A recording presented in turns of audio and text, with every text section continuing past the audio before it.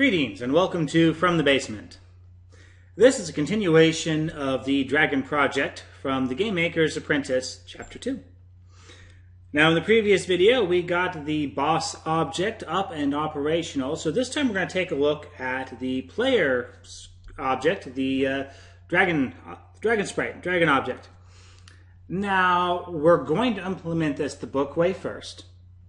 Then I'm going to point out why that's a bad way of doing it, why I think they did it that way, and how we can fix it. So let's start with the default implementation first. We already have our sprite loaded up, so let's go ahead and get to the object. We'll create an object. I will call this Dragon. I will set the sprite to the Dragon sprite. Now, for our Dragon sprite, we don't need a create event. Remember, this is the object that the player is going to be controlling, and so, at least for the moment, there's nothing that we need to have happen the instant the room starts. Instead, what we want to worry about is controlling the dragon. How is the player going to control it? Well, we're going to use the arrow keys, the up and down arrow keys. So, we're going to add an event. Now, I said earlier that events were things that happen to the object. Stretch that a little bit. Things that happen to the object or in the game in general. So, obviously, pressing keys on the keyboard isn't something that happens to the dragon, but rather it's a game event. It is something that happens to the game, and we're telling the dragon that, hey, we need to listen into this message. We need to listen in to, when GameMaker says, hey, a key's been pressed. So we're going to go to the keyboard event and the up arrow key. We will then drag over the move fixed command. Since we are moving up, we will move up and we'll set our speed to 16. We will do the same thing for down. Add event, keyboard, down, move fixed, down, 16.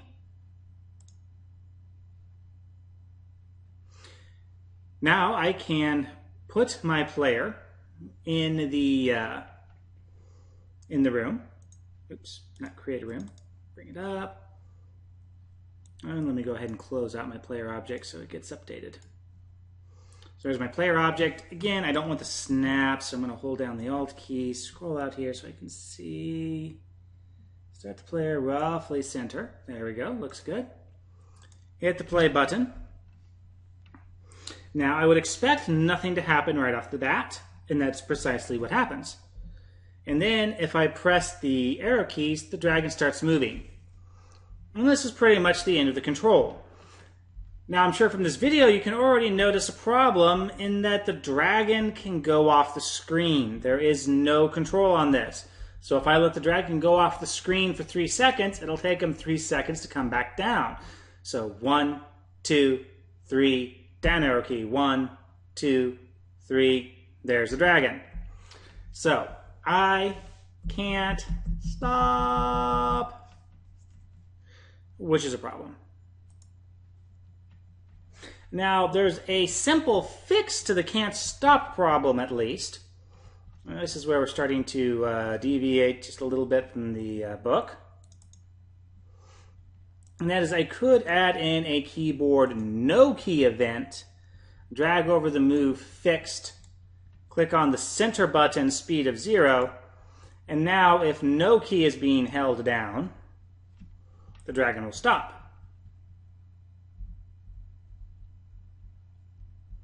Which is better control, but we still have the problem of going off the screen, and we've got another problem.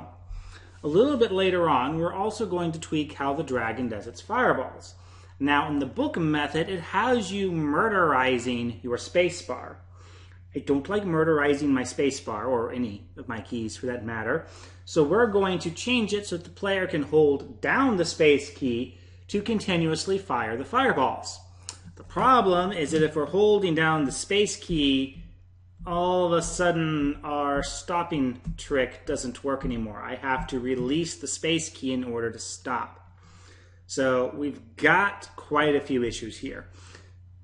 So if there's so many problems with this control scheme, why did they use this? Well, quite simply, this is the first project in the book.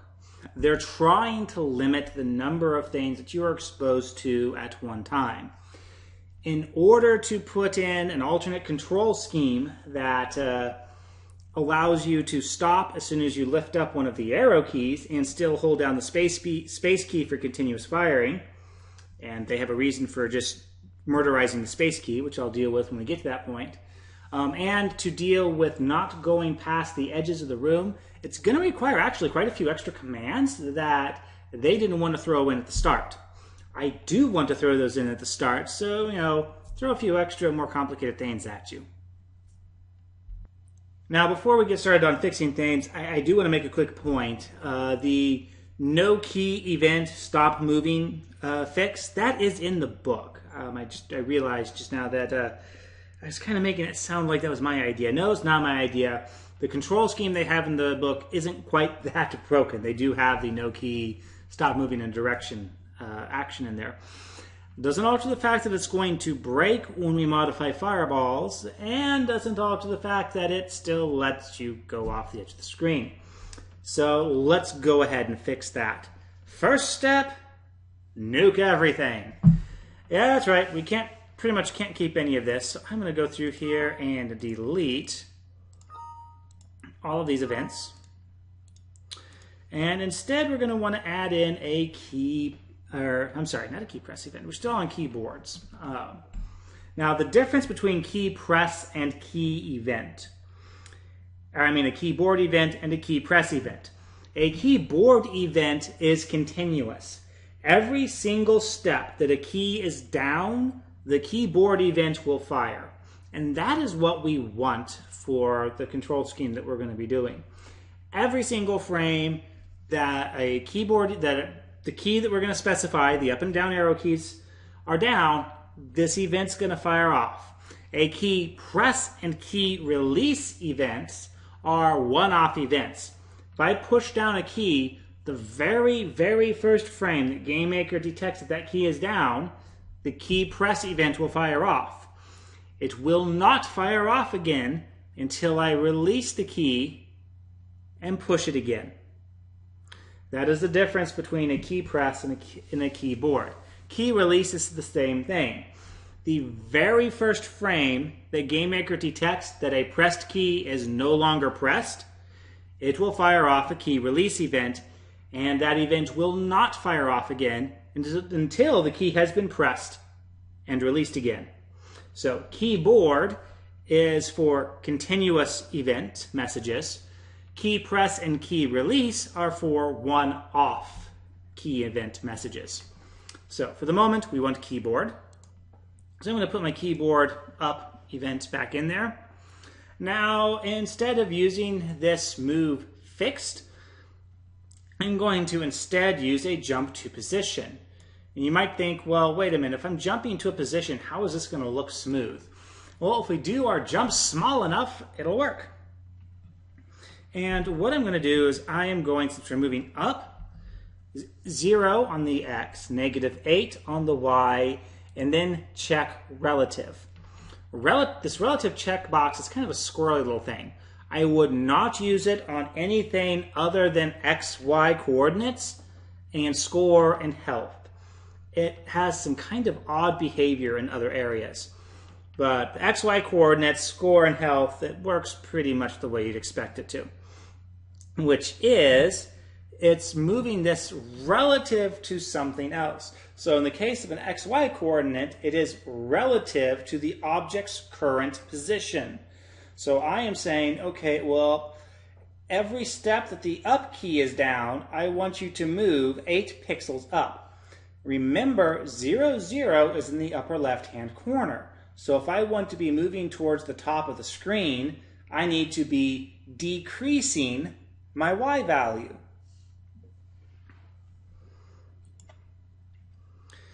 And then I can do the same for down. I'm going to add event keyboard down, jump to position, this time positive 8 on the Y and relative.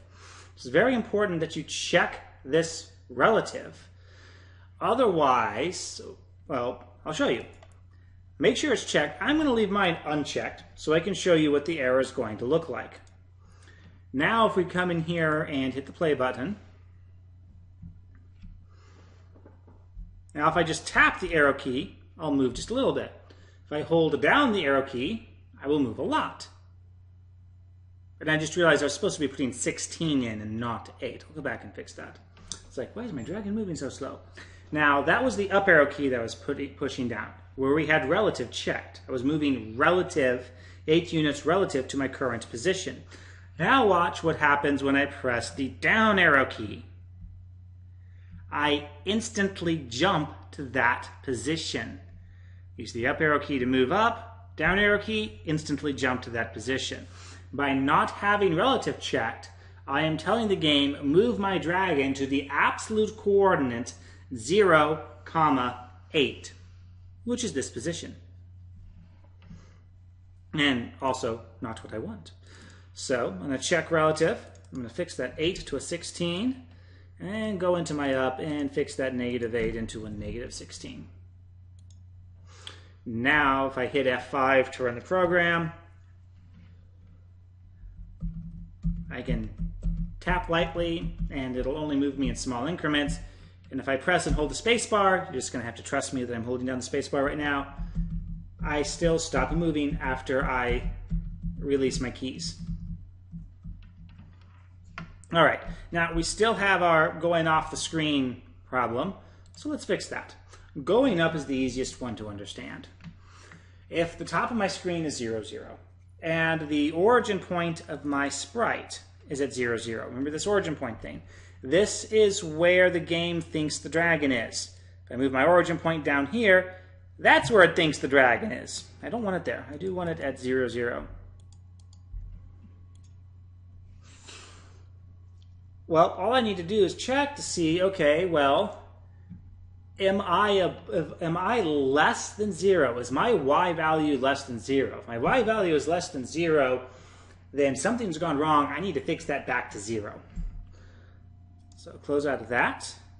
And now we're going to go over to control, and this is really the reason why the book does not do this method, because they really didn't want to introduce this many objects, this many commands right up front. You guys are smart. I know you can take it. So I'm going to check for a variable. On this control thing, anything that sort of looks like a stop sign is a question, basically. So I want to ask a question about a variable. The variable I want to ask my question about is y, my y position, 0, and less than. So in other words, if my y is less than 0, I need to do something. And what that something is to set. Generally speaking, squares are set. And generally speaking, squares with like the screen line on it is a draw. This is kind of useful for debugging purposes, but well, I don't know. I might throw that in there. So set variable. Now, again, the variable I want to set is y, and the value is 0. I do not want relative in this case. I want this to be an absolute value, because I don't want the dragon going less than 0. And now, if I test it,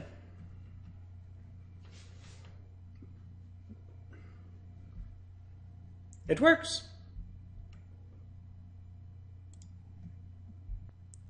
Okay, so before I fix down, let's go ahead and use this little draw variable command here.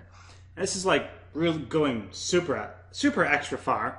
So I'm not going to explain this one too much, just trust me, this is how it works. I'm going to do an add event draw GUI. Generally speaking, anything involving drawing has to be on a draw event. Attempting to place that draw command inside the up or down actions wouldn't do anything. And I'm choosing Draw GUI for lots of reasons that I will explain later. By the way, Draw GUI will not be in the GameMaker's Apprentice. That is a GameMaker Studio event. So inside the Draw GUI, I'm just going to go ahead and drop in this draw variable. I'm going to tell it to draw the variable y. X value I shall put at 150, and the y value I shall put at 10. And essentially I'm just determining where on the screen do I want this variable to draw. So kind of sort of in the middle of the screen, right near the top. So now if I run this, I get this nice little variable right here showing me, or this number here showing me what my y value is. Very useful for debugging when you're trying to figure out why something isn't working. You can just have the numbers showing up right on your screen without actually having to go into the debugger, which honestly it's kind of a pain to use. All right, so let's take a look at fixing down. Down's a little bit more complicated. You might think that we can apply most of the same logic that we did on up to down, but instead of checking for the top of the screen, we're going to check for the bottom of the screen. How do I know what the bottom of the screen is? Well, that's under our room properties. If we go into our room, we look at our settings, we can see that our room is 640 pixels wide by 480 pixels tall, which means the very bottom of our room is 480 pixels. So I will put in a check. I'm going to ask a question. I'm going to ask a question about y, 480, and this time I want to check to see if it's greater than. Because remember, if we're moving towards the bottom of the screen, our y value is increasing. And if our y value is greater than 480, well, then I'll do the same thing I did before. I'm going to set y to 480. Simple enough, right? Ask the question if y is greater than 480. And if it is, we'll set the variable and we'll set y to 480. Let's see if this works. Hit F5. Wait for it to build. There we go. Up still works. And down is sort of working. Notice it's stopping at 480. You're just going to have to trust me that I've still got the down arrow key held down. But my value is stopping at 480. So the moment I start moving back up, oh, there's the dragon. So what's going on with here? Remember the image's origin. The origin, or the location of where GameMaker thinks this dragon is in the dragon's upper left-hand corner, right here, roughly. So if that's the value that the dragon's y is at, then it makes perfect sense that we disappear off the bottom of the screen, because that's precisely what we're telling it. Instead of checking against the dragon's origin, we need to check at the dragon's bottom. And this is where we're going to get, we could potentially get very esoteric, and I'll save that for a supplemental video. But for now, I'm going to come in here and look at the sprite dragon, and this dragon is 150 pixels high. So instead of checking 480, I'm going to check 480 minus 150. And then for my set, I will do the same thing, 480 minus 150. When you are doing math equations for values, make sure that you are only using the dash symbol, which is right next to the 0 key, the plus symbol, which is the shift equal key, the asterisk for multiplication, shift 8, and a / for division. No other symbol is going to work. Well, no other symbol is going to work. There's a few others, but we'll leave it at those for now. So 480 minus 150. The space is optional, by the way. I tend to put spaces in because I find it easier to read, but the spaces are purely optional. Now if we test this, F5,